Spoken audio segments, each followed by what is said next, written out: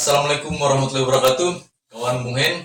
Ini saya bersama dengan Abang Laude Muhammad Rabiali. Bang Rabiali ini selaku Ketua Keraton atau Kerukunan Keluarga Tontomau. Rumpun Aron Tontomau. Rumpun atau Tontomau.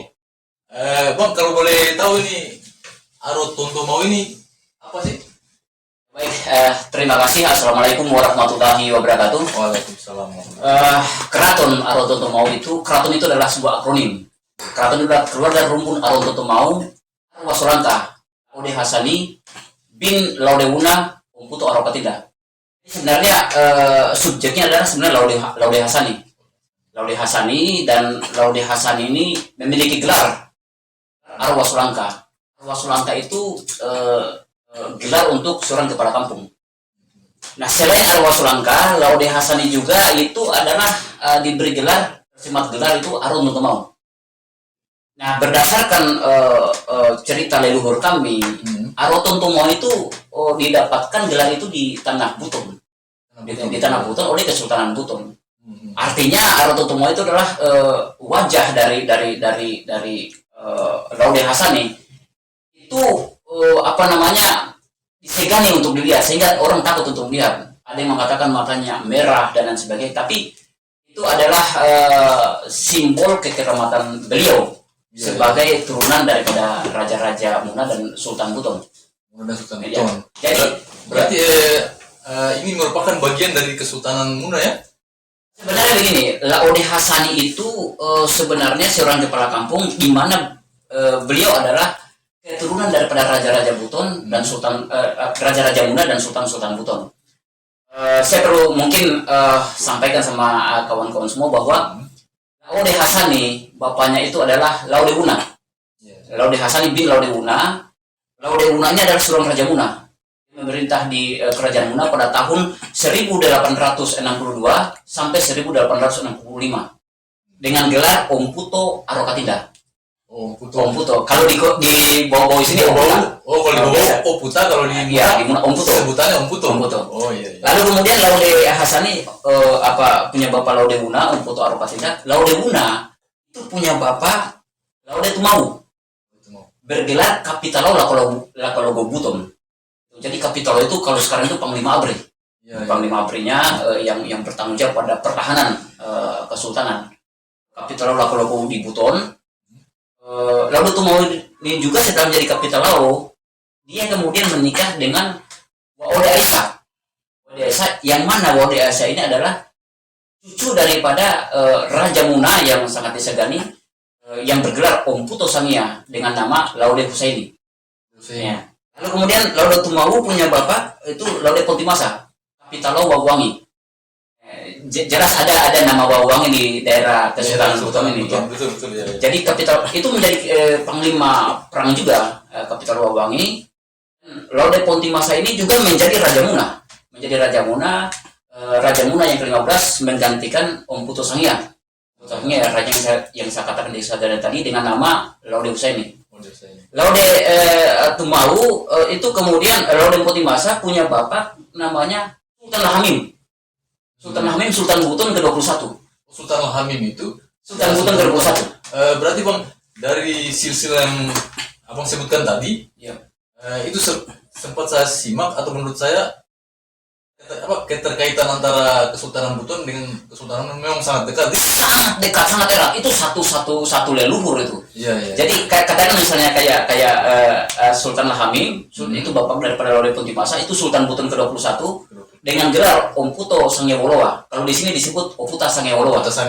Iya. Lalu kemudian Oputo Sangiawoloa itu memiliki bapak bernama Langkariri. Langkariri ini bergelar Omputo Sangiamanuru. Itu lalu kemudian Langkariri punya bapak Larafani. Larafani adalah Sapati Baluwu. Punya bapak Ladini. Itu Sultan Buton. Langkariri itu adalah Sultan Buton ke-19. Lalu kemudian Ladini, kalau saya tidak salah itu Sultan Buton ke-14. Lalu kemudian Ladini punya bapak Larafani Sapati Baluwu. Lalu Larafani punya bapak Labula, Kanepulu Labula. Nah ini garis leluhur daripada Laude Hasani tadi. Di mana Laude Hasani dalam perkembangan dalam dinamika perpindahan penduduk di masa lalu, di masa leluhurnya itu berpindah ke Muna karena ikatan kekerabatan. Nah, maka Laude Hasani inilah kemudian menikah di Muna. Dia punya mama adalah Waude Umalah, keturunan dari Arab. Itu keturunan Arab. Jadi Laude Hasani punya mama namanya Waude Umalah, istri daripada Laude Una, Putu Arab Katinda. Waude Umalah itu adalah anaknya Laude Arabu. Laude Arabu dan Laude Arabu adalah anaknya Syekh Ali Muhammad Ali yang menikah dengan Waude Pole. Di mana Waude Pole ini adalah anak daripada Raja Muna ke-14 bernama Laude Husaini tadi. Sebenarnya Laude Husaini juga, ini ikatan kekerabatan ini. Laude Husaini juga memang kalau misalnya mau dicermati sangat sulit ini, karena ini keterkaitannya itu keterkaitannya besar. Jadi istri daripada Laude Husaini bergerak Om Putu Sangia itu adalah Wainekara. Wainekara itu juga adalah anak daripada Sultan Buton ke-19. Om Putu Sangia Manuru. Jadi ini sangat besar, keturunan Laude Hasani sangat besar di Muna. Dia memiliki 4 orang istri. Memiliki 4 orang istri dengan 15 orang anak. 15 orang anak ini menyebar. Sebagian ada di Muna, ada di luar Muna, bahkan ada juga di Tanah Buton ini. Jadi ada silsilah dari anak. Jadi dia memiliki anak bernama pertama adalah Laude Hole, itu Laude Hole. Yang kedua adalah Laude Kampurese Arotobea, itu anak-anaknya Laude Hasani. Yang ketiga adalah Laude Muhammadi Aropagata. Yang keempat adalah Laude Sangkalibu. Nah, yang kelima adalah Waude Marajaya. Yang keenam adalah Waude Misari. Lalu kemudian berikutnya adalah Waude Masihu. Lalu kemudian ada Waude Kaliga, ada Waude Mbone, lalu kemudian ada Waude Amo, ada Waude Ruha, ada Imam Munoguna, lalu kemudian ada Waude Daiku dan ada Waude Tambire. Itu 15 orang anak. 15 orang anak berarti sampai turunan ke bawahnya sekarang ini disatukan oleh wadah yang namanya Keraton Arwasolangka, Rumpun Arwa Tontomau Arwasolangka Laude Hasani. Ini wadah yang menghimpun turun-turun ini. Berarti semua keluarga-keluarga dari silsilah tadi itu dikumpul dalam ikatan keraton ini. Ya, dikumpul dalam satu wadah. Ini adalah katakan wadah untuk menghimpun. Ini adalah menjadi rumah kita kembali pulang, rumah kita kembali berkumpul, rumah kembali kita untuk berdiskusi, bersembilan gurau, dan lain sebagainya dalam satu wadah ini yang namanya Keraton Aron Tontomau. Kenapa? Karena satu anak, misalnya saja saya katakan bahwa Arotobea bernama Laude Kampurese, anak kedua dari Laude Hasani, itu memiliki anak 24 orang dengan 10 orang istri. Nah, satu orang istri tidak memiliki anak, tidak memiliki keturunan, tapi 9 orang istri itu memiliki anak dengan total 24 orang. Belum yang lagi cucu-cucunya, cucu-cucunya ke bawah ini sudah semakin banyak sekali. Termasuk juga dengan Aropagata, semuanya memiliki anak. Bahkan salah satu turunan yang paling besar itu dari keturunan perempuan Waude Marajaya menikah dengan Laude Tumada. Laude Tumada ini garis keturunan itu adalah dari garis Lade Karabau Kopoteiko. Masih ada keterkaitan yang butuh juga keterkaitan. Dan itu kan sekarang sudah menjadi pahlawan nasional. Iya. Sudah jadi pahlawan nasional. Laude Tumada menikah dengan salah satu anak Laude Hasani bernama Waude Marajaya. Itu memiliki 4 orang anak dan salah satu anaknya bernama Laude Hamda. Laude Hamda memiliki, catatan kami itu ada 15 orang istri, tidak kurang daripada 10 orang istri, memiliki anak 68 orang. Jadi 68 orang ini luar biasa sekali kan, artinya 68 orang anak-anak daripada Laude Hamda ini, bahkan itu tidak saling kenal satu sama lain. Maka kami berharap karena ini besarnya rumpun ini, maka kita coba membuat satu wadah perkumpulan kita, komunitas rumpun yang bernama Keraton Aron Tontomau. Keraton itu adalah akronim keluarga rumpun Aron Tontomau, gelar yang disematkan pada Laude Hasani. Arwasolangka ada 2 gelar, sebagai kepala kampung Wasolangka, dan Laude Hasani adalah namanya. Jadi seperti itu. Menarik Bang, kalau saya lihat dari yang dipaparkan tadi, itu berarti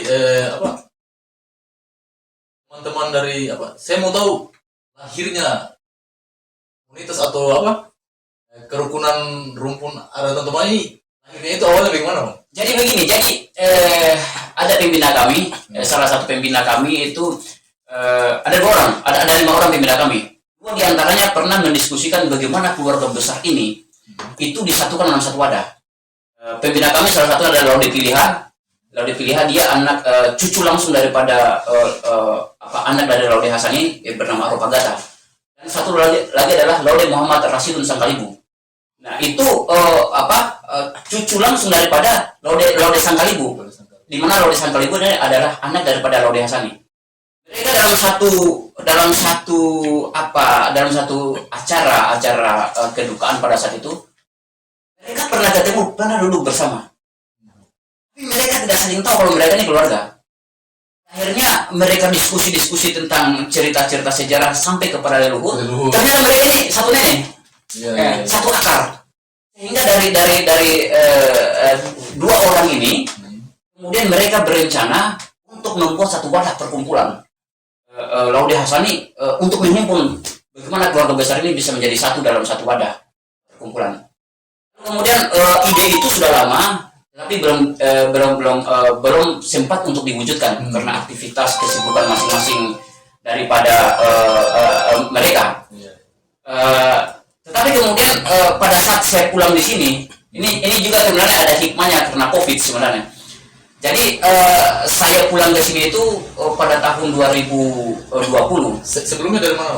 Saya bekerja di Zoological Society of London. Itu salah satu LSM internasional di bawah naungan kerajaan Inggris, di bawah naungan UKCCU, United Kingdom for Climate Change. Posisinya saya menjadi manajer di wilayah Sumatera untuk proyek bagaimana melestarikan sumber air di sana. Saya sebagai salah satu koordinator di sana, Community Outreach and Awareness Koordinator. Saya fokus untuk memang kegiatan-kegiatan lingkungan, dan sejujurnya saya juga tidak kenal semua keluarga ini. Saya tidak kenal karena saya sejak kecil saya sudah dibawa oleh paman saya. Ya, paman saya mungkin dikenal di Sulawesi Tenggara begitu, Laudida. Pak Laudida itu sejak kecil saya dibawa tamat SMP, lalu dibawa sekolah. Selama sekolah saya tidak pulang ke Tanah Una. Saya kuliah di Jogja di Universitas Gajah Mada. Lalu kemudian saya sempat kembali ke sini untuk salah satu proyek dari Kanada. Lalu kemudian bekerja 5 tahun. Lalu kemudian saya kembali lanjut S2. Di S2 kemudian saya menanam buana seluruh Indonesia ini. Seluruh Indonesia sampai pada akhirnya saya ditunjuk oleh ZSL, Zoological Society of London, untuk menangani salah satu item unit kegiatan di Sumatera Selatan dalam proyek yang namanya Sustainable Landscape Management. Nah, karena COVID inilah pekerjaan itu berhenti. Karena semua harus pulang kan? Pandemi internasional ini kan. Ketika saya pulang, saya tidak mengenal sama sekali keluarga. Selain sepupu-sepupu sekali saya ataupun saudara. Jadi Ida itu dalam bahasa Muna itu adalah orang tua yang kita tokohkan dari kaum bangsawan. Jadi kalau bapak saya itu kita panggil sebagai tokohnya, kita panggil Ida. Saya minta coba pikirkan, ini sebentar lagi mau berpulang ini. Nah, kita lagi mau berpulang lagi, artinya mau menghadap Allah. Cucu-cucu arwah Solangka itu sisa 11 orang. Bisa tidak kamu buat satu wadah yang kemudian cicit semua arwah Solangka ini terhimpun dalam satu wadah biar saling tahu, saling kenal, dan ini saling bisa meningkat silaturahmi. Saya pada saat itu berpikir ini siapa? Pada akhirnya saya kontak sepupu satu kali saya, lalu kemudian sepupu satu kali saya itu seperti bola salju, mengontak yang namanya tadi Bang Rasidun, Laude Muhammad Rasidun Sangkalibu, lalu kemudian sepupu saya juga mengontak Laude Piliha, kedua orang tadi berdiskusi, maka Laude Muhammad Rasidun Sangkalibu, Laude Piliha, Bogisi, Laude Hasim Abdullah itu sepupu juga saya. Lalu kemudian saya sendiri menghimpun, membuat grup ini dan menghubungi semua. Semua cicit dari silsilah semua tadi itu bisa dikumpulkan. Bisa dikumpulkan dalam satu wadah Keraton Arwah Solangka. Dan tujuan kami sebenarnya sangat sederhana. Bagaimana kami bisa membangun budaya dan memperkuat identitas kita. Betul, karena sekarang itu biasanya Bang kan dari silsilah suatu keluarga, apalagi keluarga besarnya dari keturunan bangsawan. Misalnya sudah mulai termakan zaman itu kadang-kadang malas bikin perkumpulan, bahkan kadang nanti ada sesuatu hal yang tidak terduga baru bisa tahu, oh ternyata itu keluarga saya. Ya, itu terjadi. Kayak gitu. Itu terjadi di Keraton Arwasolangka. Nah, pada saat ini ada ceritanya. Pada saat kita masukkan kerabat-kerabat keluarga kita ini dalam grup yang namanya Keraton tadi, ya, grup BA. Awalnya dari grup BA. Dari grup BA kita masukkan itu saya ingat 12 Januari 2020. Kita buat itu. Bukan 12 Januari 2021. Sorry, ya. Kita buat itu, kita masukkan ini siapapun, misalnya saya yang saya kenal keluarga saya masukkan. Nah. Yang lain keluarga lain yang kenal keluarga masukkan. Ternyata banyak kejadian di dalam grup bahwa ada yang sudah masuk di dalam itu ternyata pernah berkelahi, pernah saling membunuh dalam kehidupan sehari-hari. Pernah terjadi konflik. Padahal terjadi konflik, mereka tidak tahu. Ternyata setelah dalam satu grup tahu, oh ini keluarga ternyata dia. Lalu kemudian pernah yang sama-sama di pesta pernikahan, duduk sama-sama, bahkan pernah minta diantar pulang, tidak ada ojek, ya diantar dalam satu perjalanan, mereka tidak saling tahu. Ternyata sekeluarga ini. Ternyata sekeluarga, banyak kejadian seperti itu, dan bahkan juga ada keluarga-keluarga kita yang aparat dari TNI, dari BIN dan lain sebagainya. Mereka menangani kasus-kasus demo dan sebagainya. Mereka berjalan bersama. Berjalan bersama, dan itu tidak saling tahu. Ini setelah adanya perkumpulan ini, sehingga di situ saling kenal, saling senang, saling sapa, dan silaturahmi mulai terjadi. Silaturahmi mulai terjadi. Sehingga saya berpikir ini sudah mulai ada semangat untuk bersilaturahmi. Tapi kemudian saya pikirkan ini harus ada yang urus. Ya, harus ada. Ini harus ada yang urus. Tadinya kan kita cuma inisiatif untuk kumpul-kumpul. Nah, tapi kan tidak semua orang bisa untuk mengurus ini di tengah kesibukannya masing-masing kan. Sebagai petani, sebagai nelayan, sebagai aparatur negara, TNI Polri, sebagai ASN, tidak semua orang bisa mengurus ini. Jadi saya inisiatif bersama Laude Muhammad Rasul Sangkalibu tadi, Laude Piliha dan keluarga yang lain, Laude Piliha Bugisi. Bagaimana? Sudah kita bentuk aja dulu pengurusnya. Biar ini ada yang urus lah agendanya apa. Bentuk pengurusnya, lalu kemudian Laude Muhammad Rasul Sangkalibu, karena dia diskusi awalnya dengan Laude Piliha, itu ada keturunan Jawa Sangka, itu kita jadikan sebagai pembina. Nah, nanti kemudian ada juga pengurusnya. Saya sendiri sebagai ketua, kita ini kemudian menggerakkan. Lalu kemudian saya berpikir, ini gimana? Ini sudah semua terkumpul.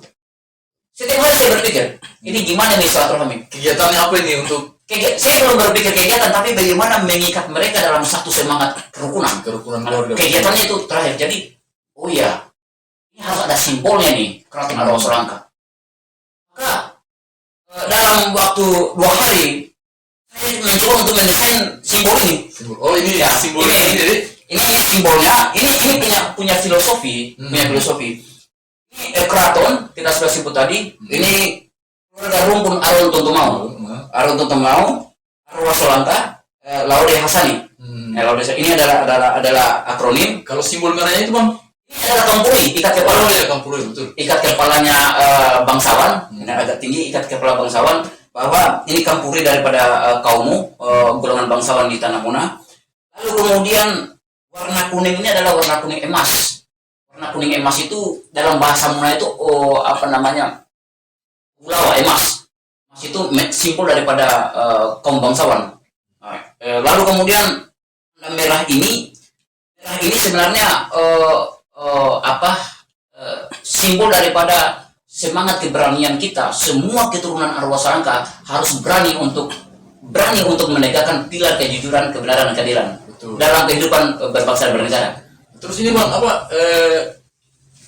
mulai dari inisiatif awalnya tadi itu, dari berkumpul konteks satu sama lain sama sepupu apa semua, sehingga lahirlah perkumpulan ini. Itu kapan mulai terbentuknya? Mulai resmi kepengurusannya? Resmi kepengurusannya itu 1 tahun dari 12 Januari 2021. Oh, berarti belum lama, baru beberapa bulan. Itu sekitar bulan Desember 2020 kita sudah mulai bentuk kepengurusannya. Kemudian saya berpikir ini harus ada profilnya. Maka saya cerita tentang sejarah pembentukan keraton arwah Selangka ini, saya berbicara tentang visi misinya. Lalu kemudian visinya itu adalah sederhana. Bagaimana kita membangun budaya, memperkuat identitas kita sebagai keturunan arwah Selangka. Ini jangan sampai hilang. Lalu kemudian berlandaskan falsafah Muna. Hansur bata sumanomo koemu hansuru liwu. Hansuru liwu sumanomo koemu hansuru adati. Hansuru adati sumanomo koemu hansuru sara. Hansuru sara sumanomo no tangka agama. Tahu artinya tidak? Saya tidak tahu. Artinya apa ya? Jadi sama sebenarnya dengan falsafah yang dibawa oleh Sultan Buton, sama. Jadi hancur badan kita ini, asal jangan hancur kampung kita. Jadi semangat berjuang untuk bagaimana menjaga kampung. Boleh muharata semana mukaro. Berarti sama dengan ini sih. Iya, sama.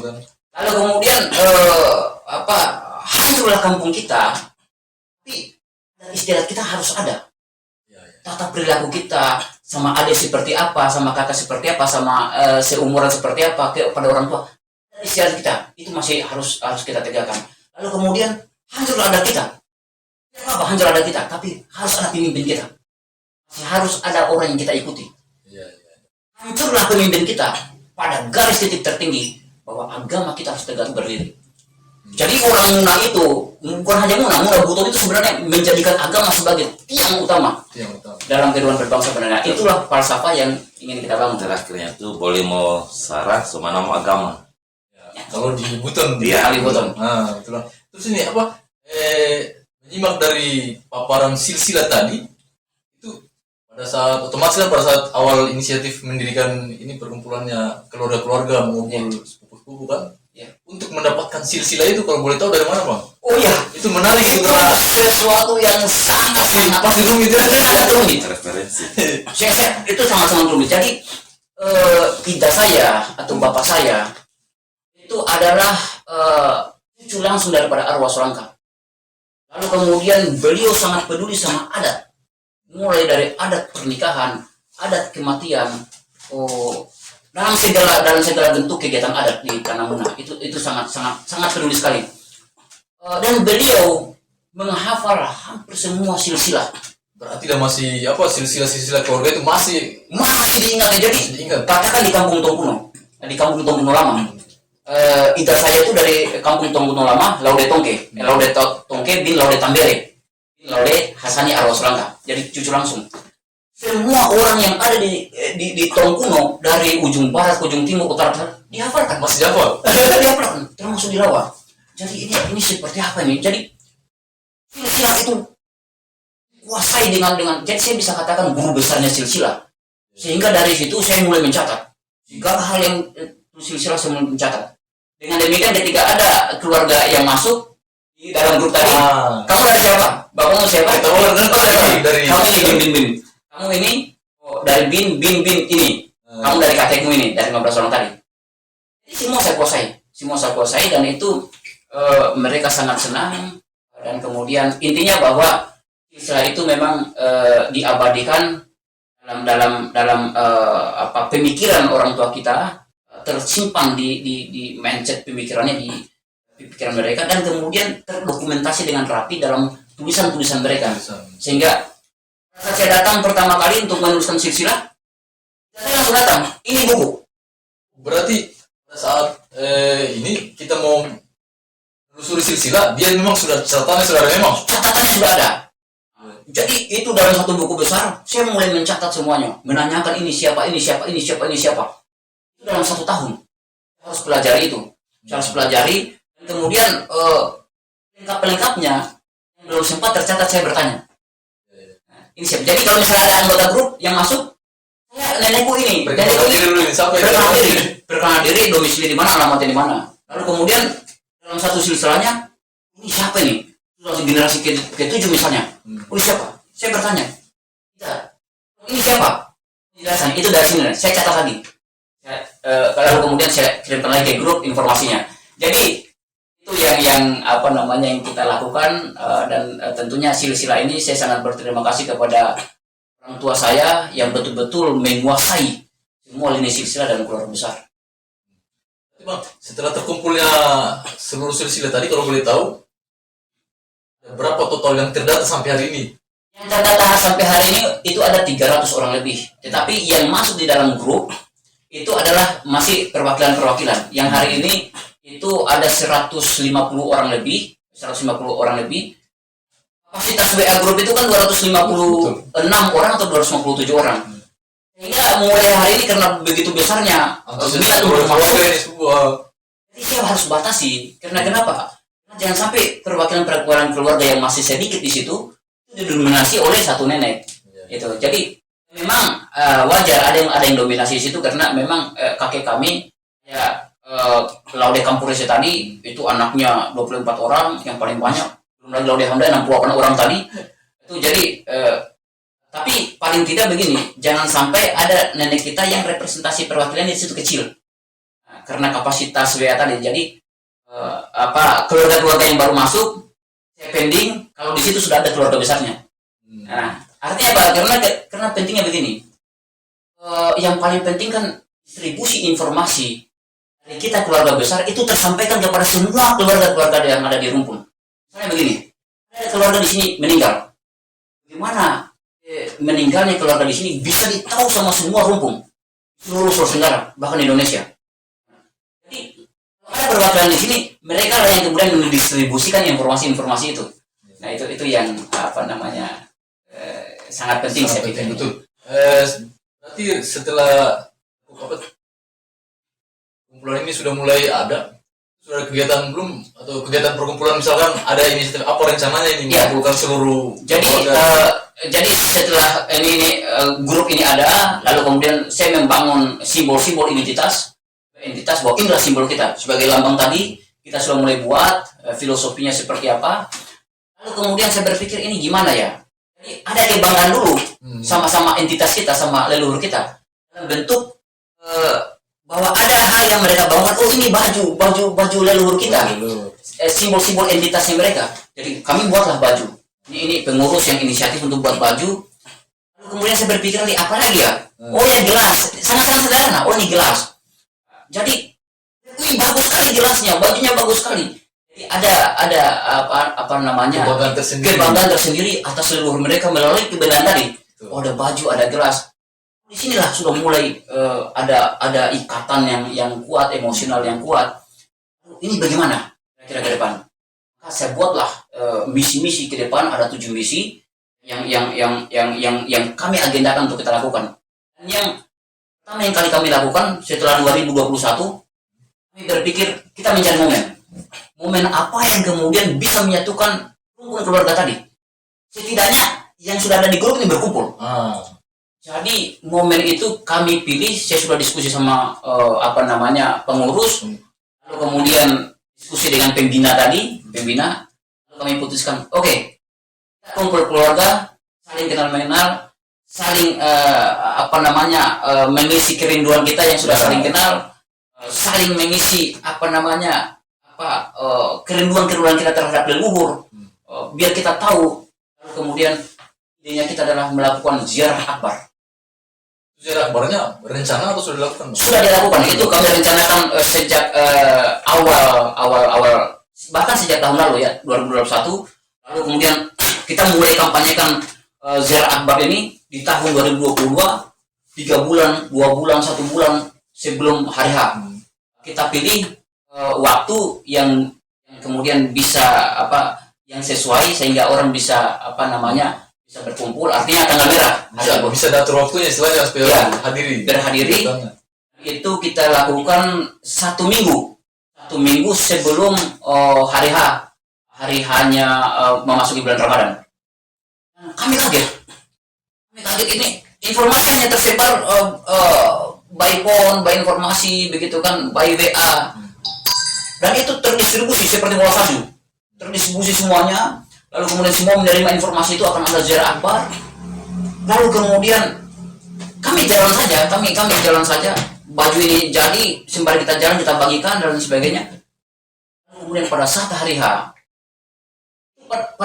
besoknya saya masih berpikir ini gimana ya biar di-talk sama publik, karena kan memperkuat identitas. Maka pada saat itu kami menyewa sound system yang besar, karena saya pikir datang 100 orang lebih dan saya akan berbicara untuk menjelaskan tentang silsilah, menjelaskan tentang si A, hubungannya sama si A, si B, ya sangat menyambut lah itu, karena kita tidak bisa atur ratusan orang tahu dengan suara sendiri, jadi harus pakai sound. Ziarah akbar itu kita buatan apa namanya spanduknya seperti apa, lalu kemudian kita sewa sound, ternyata hadir semua. Makanannya seperti apa? Makanan misalnya, untuk ziarah akbar satu hari, untuk konsumsinya seperti apa? Lalu kemudian transportasinya seperti apa? Jadi transportasi masing-masing keluarga besar menanggung sendiri, rumah tangga sendiri. Makanan nanti dibawa makanan sendiri. Nanti sampai di sana dikumpulkan semua baru makan bersama. Makan sama-sama. Ternyata itu sangat antusias sekali di apa namanya, disetujui sama semua keluarga. Maka terjadilah mobilisasi keluarga yang sangat besar dalam di makam arwah Sulangka tadi, Laude Hasani bin Laude Una. Itu kalau boleh tahu Bang, makamnya ada di mana Bang? Ada di Kampung Tangguh Lama di Kabupaten Una, iya. Itu yang hadir tidak kurang dari 200 orang lebih. Berarti ada momen keluarga melibatkan bahkan bisa 300 orang. Iya. Besar sekali. Jadi sampai tidak bisa masuk orang dalam itu. Itu ada foto-fotonya di FB kita sudah posting, sangat besar. Dan semua, kami terharu. Orang-orang tua yang sudah umur 80 tahun mendengar informasi itu, mereka datang. Susah jalan. Mereka tetap hadir. Dan kemudian apa namanya, orang yang tidak saling kenal, kamu siapa nenekmu, orang yang sudah lama tidak ketemu, aduh kamu lama tidak ketemu, kamu di mana? Itu momen yang sangat membahagiakan untuk kita semuanya. Jadi apa namanya, habis ziarah kemudian kita berdoa, lalu kemudian habis berdoa kita mendengar nasihat-nasihat orang tua kita. Habis nasihat orang tua kita kemudian kita makan bersama. Setelah makan bersama kita acara hiburan. Ada kita apa namanya tari lulo dan lain sebagainya untuk menghibur.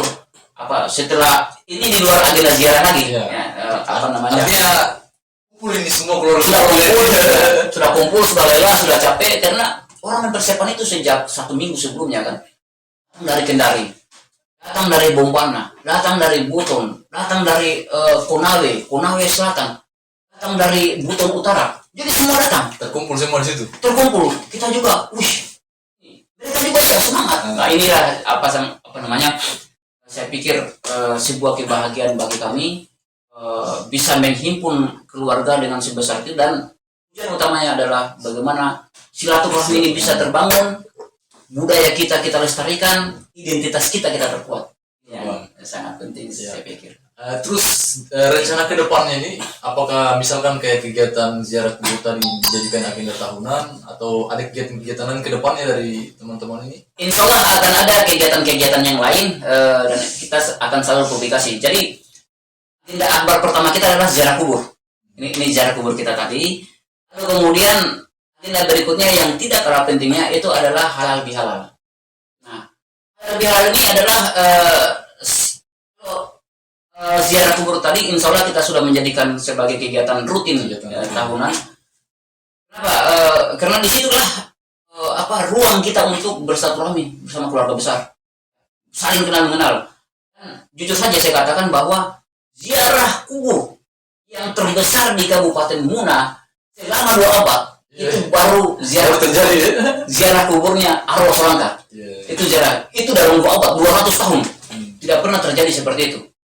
Tidak pernah, dan itu sebagai saya katakan bukan kebanggaan tapi kebahagiaan buat kita. Nah, mengumpulkan semua keluarga itu merupakan suatu ada rasa kepuasan tersendiri. Ada rasa kepuasan untuk karena apa namanya, silaturahmi kan ibadah yang sangat mulia juga seperti itu. Yang pertama, yang kedua juga apa namanya, agenda ke depan adalah agenda halal bihalal. Tapi dalam persepsi kami secara umum kalau halal bihalal itu kan kita datang, kita berkumpul, ada ceramah sedikit, makan, pulang. Tapi kita tidak seperti itu. Kita mencoba mendesain ini harus memiliki nilai-nilai positif, dan yang paling penting adalah edukasi. Sehingga nanti pada saat halal bihalal kita akan hadirkan pembesar kita dari keturunan arwah Sulangka. Jadi katakan cicit-cicit misalnya generasi ke-1 atau ke-2 itu ada yang menjadi pilot internasional. maskapai Garuda Indonesia. Dari keluarga Arwah Selangka. ada yang menjadi direktur, ada yang menjadi direktur di Kementerian Dalam Negeri, ada yang menjadi bahkan rektor Universitas Sulawesi Tenggara, Profesor Andi Bahrum, itu adalah keturunan daripada Arwah Selangka. Oh begitu. Berarti sudah terkumpul, ada semua ketua. Lalu kemudian ada LM Barium, Masalu, Bariun. Pak Bariun Masalu, yang ketua direktur program pascasarjana Universitas Sulawesi Tenggara. Kalau saya tidak salah beliau mantan ketua Nasdem provinsi ya. Betul Betul ya. itu dan mantan pengurus Golkar, mantan politisi itu juga keturunan Arwah Selangka. Iya. Jadi kita akan hadirkan mereka, bahkan Laude Muhammad Rajun Tumada, Masuk di ketua. Bupati Muara Barat, mantan Bupati Muara Barat, itu juga adalah keturunan daripada Arwah Selangka. Jadi nanti kita akan kumpul, lalu di situ nanti pembesar ada, lalu kemudian tokoh-tokoh nasional insya Allah kita hadirkan, kemudian bahkan tokoh-tokoh lokal, dan kami juga berharap Sultan Buton Laude Muhammad Izzat Manafa itu akan undang, karena beliau juga daripada Sultan dari kaum Hukum Baha di Kesultanan Buton, dan itu satu garis dengan Langkariri. Nah itu, jadi masih ada hubungan kekeberatan, kita akan undang. Itu nanti kita akan berbicara tentang budaya, lalu kemudian pembesar tadi akan berbicara tentang bagaimana menjadikan ini satu wadah silaturahmi yang kuat, menjadi contoh, menjadi pilot untuk wadah-wadah rumpun yang lain, dan kemudian kita akan berbicara tentang budaya secara edukasi. Jadi memang secara ilmiah, dan kemudian setelah itu ada atraksi seni dan budaya. Misalnya cucu-cucu daripada Arwah Selangka ini atau cici-cicitnya bisa menampilkan silat-silat Muna, silat-silat yang sifatnya kedaerahan, lalu kemudian seni-seni Muna seperti apa, dan lain sebagainya. Banyak tari-tarian, tari Linda, tari Ewa Muna kita akan hadirkan, lalu kemudian semua berbicara, pembina, pengurus, lalu kemudian bagaimana kita berbicara wadah ini bisa kuat, dan kemudian kita berbicara edukasi tadi, dan kemudian kita berkumpul makan bersama, makan tidak usah kita pesan kemana-mana, bawa masing-masing. Kayak ikan kering, singkong, lalu kemudian daun ubi jalar, bunga pepaya, makanan orang-orang tua dulu, dibawa, kita duduk bersama, kita makan sama-sama, dan kemudian marilah kita hiburan. Nah jadi ada sisi hiburannya, ada sisi silaturahminya, ada sisi edukasinya. Nah ini saya pikir halal bihalal yang akan kami lakukan ke depan. Dan kemudian bukan saja halal bihalal, itu akan juga kami rangkaikan dengan publikasi. Publikasi apa? Publikasi buku. Jadi saya hari ini sedang menulis buku, tapi saya tidak berani mengatakan bahwa saya yang menulis. Saya referensinya dari referensinya tuh 99%, hampir 100% dari ida saya. Jadi saya akan menulis, saya akan tuliskan di situ. Yang menulis buku ini adalah Laude Tongke bin Laude Tambere bin Laude Hassani Arwah Selangka. Nanti saya editornya, karena kalau saya menulis saya durhaka. Informasinya itu dari orang tua semuanya, jadi saya cukup editor. Kita harus hormati. Isi dari buku itu nanti judul temanya adalah Telisik Silsilah Keraton Aron Tutumau. Telisik silsilah keluarga rumpun Aron Tutumau Arwah Selangka Laude Hassani. Jadi di situ ada silsilah daripada Laude Hassani yang merupakan keturunan daripada Raja-Raja Muda dan Sultan-Sultan Buton. Ibunya adalah keturunan dari Raja Muda dan Sultan Buton. Ayahnya adalah keturunan dari Raja Muda dan Sultan Buton. Itu akan kami desain bagannya seperti apa, dan anak-anaknya siapa. Anak-anaknya ini lagi kemudian cucu-cucunya siapa. Misalnya anak daripada Laude Kampuresi, istrinya ada 10 orang. Siapa saja anak-anaknya? ada semua nanti dalam buku itu. Ada semua dalam buku. Jadi ini nanti akan dipegang oleh masing-masing perwakilan kakek tadi. Kita akan berikan sehingga itu mereka ke depan akan melihat, oh ini seperti ini. Oh pas lihat, oh saya ini ternyata ada di posisi ini. Ada begini. Jadi ketika kita ditanyakan tentang silsilah kita akan pegang sampai akhir zaman pun itu tidak akan hilang. Ini yang sangat penting. Dan kemudian yang tidak kalah pentingnya adalah bukan saja silsilah, tapi bagaimana kita mendokumentasikan pemikiran orang tua terkait dengan aturan-aturan adat pernikahan. Seperti itu kan, adat pernikahan kan banyak sekali tahapan-tahapannya dan sebagainya. Saya akan menuliskan di situ. Lalu adat kematian juga seperti apa. Dan juga kita akan tuliskan kearifan lokal. Misalnya begini, orang Muna itu kalau dia mau bercocok tanam, dia akan lihat hari. Hasil sekian ini, hari baik, hari buruk dan lain sebagainya. Kan seperti itu kearifan lokal. Lalu kemudian kalau mau berkebun, hari apa ini yang bagus, lalu kemudian bulannya seperti apa, cara menghitung bulan, cara menghitung zaman. Misalnya begini, dulu sebelum ada teknologi, kita di bulan Ramadan ini orang tua kita sudah menentukan Ramadan jatuh pada hari sekian, tanggal sekian, hari sekian, tanggal sekian, jam sekian. Itu dia menggunakan perhitungan bulan dan bintang di langit, bukan pakai perhitungan astronomi ya. Dia melihat bulannya, dia punya hitungan.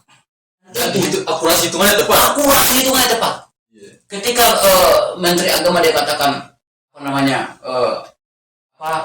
puasa pada tanggal pada awal April kemarin, puasa tanggal sini sama dengan hitungannya. Ini gimana nih? Saya bilang ini Muhammadiyah, saya bilang puasanya duluan. Ini bagaimana? Dia bilang Muhammadiyah juga benar. Kenapa? Karena bulan sudah mulai kelihatan cahayanya, tapi belum sempurna. Nah, jadi itu ada. Semua dalam buku itu ada semua. Bagaimana cara menghitung zaman? Satu zaman dalam hitungan orang tua itu berapa tahun? Itu ada.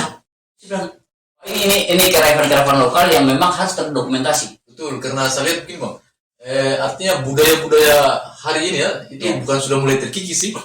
Itu sudah mulai generasi-generasi sekarang kadang-kadang sudah mulai banyak tidak mengetahui terkait silat, adat sama yang astronomi yang kita sebutkan tadi tuh. Iya. Jadi sangat penting kalau pengetahuan atau terkait budaya-budaya adat itu dibuat diabadikan dalam sebuah buku. Itu pasti akan sangat menarik untuk dibaca dan banyak sebenarnya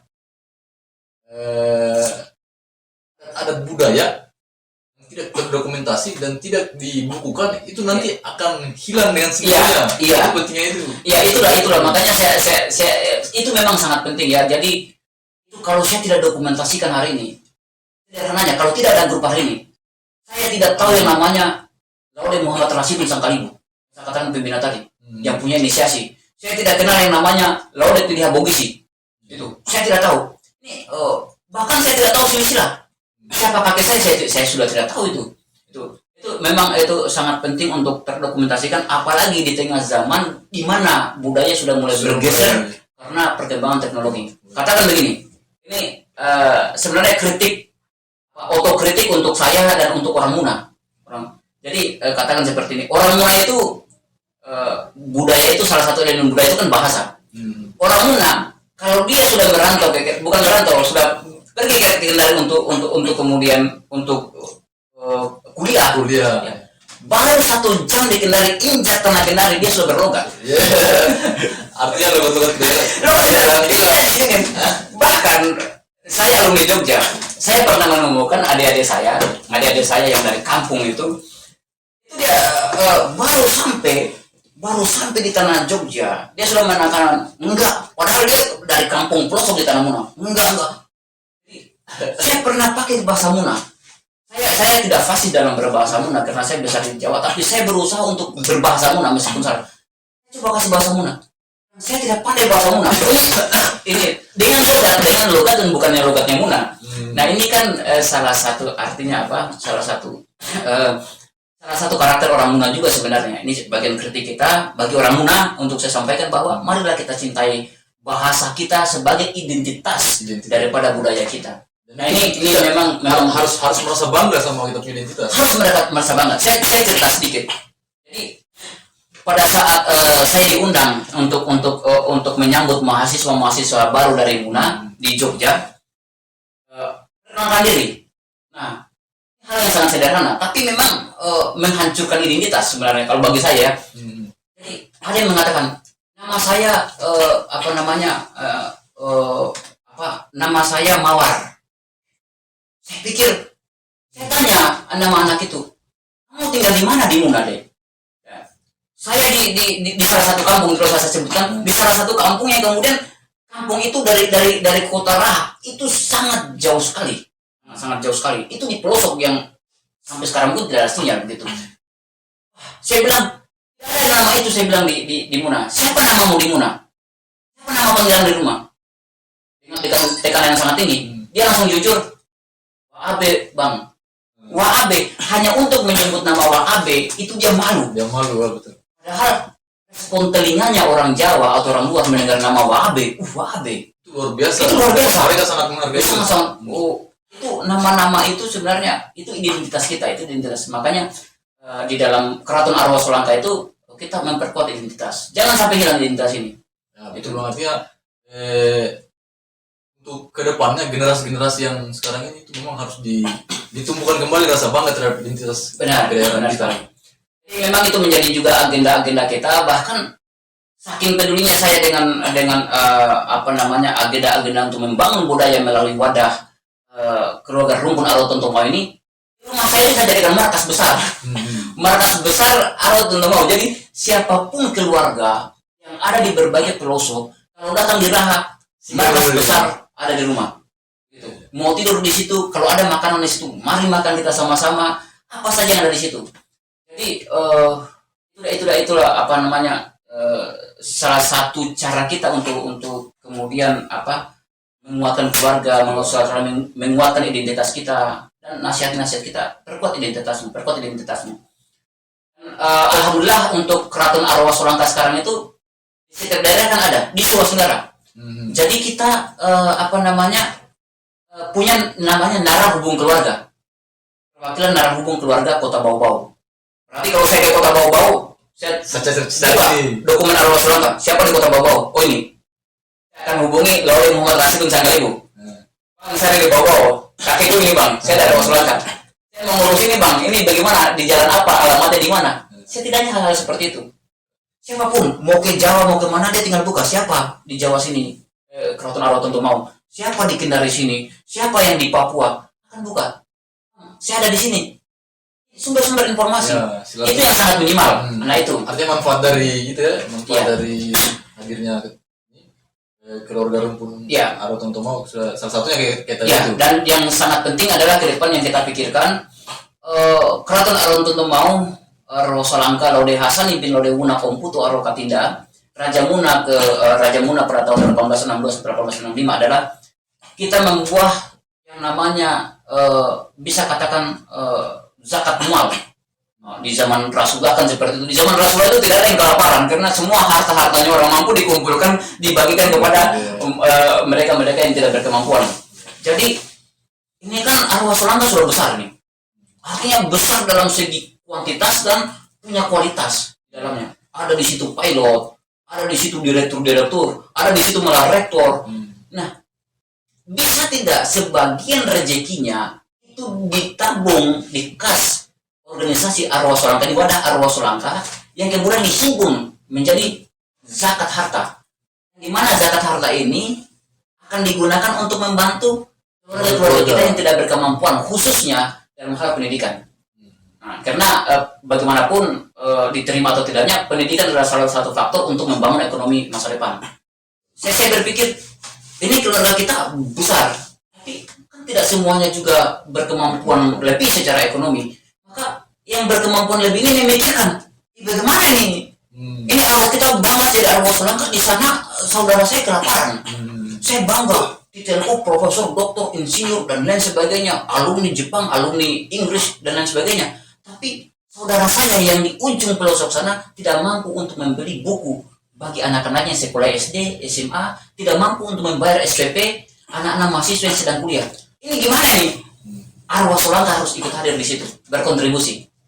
Bagi yang memberikan sumbangsinya untuk itu, nilai ibadah dia sebagai bekal dia untuk menuju pulang kembali kepada Allah Subhanahu Wa Taala, itu adalah sebagai amal. Bagi yang terbantu, dia ini adalah sebagai sumbangan dia, sebagai modal dia untuk membangun pendidikan dia, ekonomi dia. Kira dia akan berhasil, dia akan pikir Arwa Solangka pernah memberikan saya bantuan yang luar biasa. Ini yang harus kita yang harus kita kemudian pikirkan ke depan bersama keluarga besar, bahwa Arwa Solangka ke depan kalau bisa semua turun-turunan harus bersekolah. Tidak usah dulu pikiran bersekolah, tapi dia harus punya pengetahuan. Pengetahuan itulah yang kemudian akan mendekatkan dia pada agama. Pengetahuan itulah yang akan mendekatkan dia dalam hal membangun ekonomi. Itu yang saya pikirkan. Oke. Terima kasih banyak ini Bang Ya. atas diskusinya. Semoga kegiatan-kegiatan kedepannya yang direncanakan sama teman-teman pengurus Keraton tadi, keluarga Rumpun Araton Tomau ini berjalan dengan baik ya. Baik.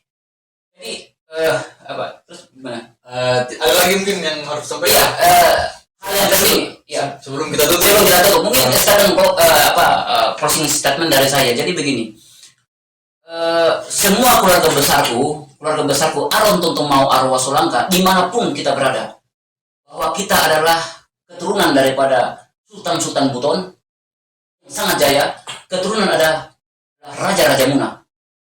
Kita adalah keturunan itu. Tetapi kemudian yang sangat penting, kita jangan berbangga dengan identitas dan entitas yang melekat pada diri kita, bahwa kita adalah keturunan sultan dan keturunan raja. Tetapi yang sangat penting dari itu adalah bagaimana kita mempelajari nilai-nilai kearifan lokal yang diterapkan oleh raja-raja Muna di zaman dulu, oleh sultan-sultan Buton yang menjadi leluhur kita, untuk kita terapkan di zaman ini di mana teknologi semakin maju. Ini yang sangat penting. Kita jangan terjebak bahwa saya anak raja, saya keturunan raja, saya keturunan sultan. Keturunan raja, kalau misalnya karakternya jauh dari nilai-nilai agama, itu sangat, bagi kami itu sangat durhaka sekali. Kita sangat jauh dari nilai agama, jauh dari Allah.